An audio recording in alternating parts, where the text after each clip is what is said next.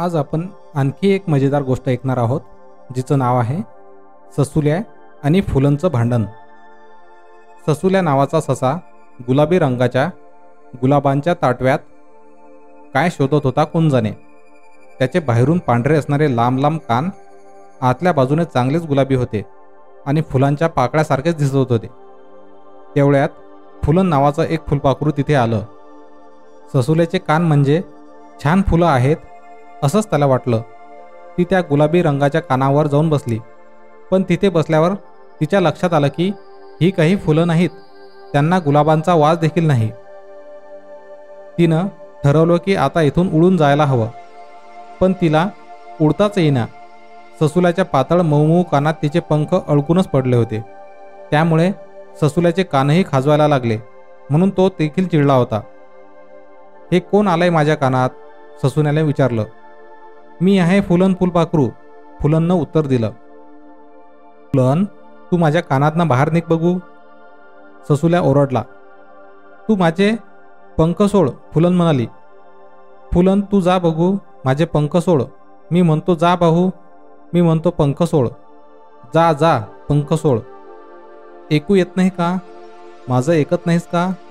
तू का नाही हे ऐकत? तूच ऐक, तूच ऐक. दोघे भांडू लागले. आजूबाजूचे पक्षी, माकडं सगळे एकत्र जमले. बघता बघता कुकू, कोंबडा आणि बदक पण आलं. काय झालं? सगळे विचार करू लागले. फुलन जातच नाही, ससुल्याने सांगितलं. पण हा माझे पंख सोडतच नाही, फुलन रागवून म्हणाली. तुला जायचं का? कुकूनं विचारलं. हो, फुलन म्हणाली. कुकूनं ससुल्याला विचारलं. तुलाही तेच हवंय ना? त्यानंही मान डोलावली. कुकूनं विचार केला. दोघांनाही तेच हवं, पण हे कसं होणार? कुकू ससुल्याच्या दुसऱ्या कानाशी गेला आणि जोरात ओरडला. कुचकू कुचकू. त्या आवाजानं ससुल्याच्या दोन्ही कानात चांगल्याच झिंझिण्या झाल्या आणि तो जोरात हलू लागला. त्याचबरोबर फुलांचे अडकलेले पंख मोकळे झाले आणि लगेच ती गुलाबावर जाऊन बसली. आता कशी गेली? ससुल्या आनंदानं म्हणाला. आता कसं सोडलं? फुलन म्हणाली. तुमच्या दोघांच्या मनासारखं झालं ना? दोघांनी खुश होऊन मान डोलावली. तशी कुकू परत म्हणाली, कुकूच कू.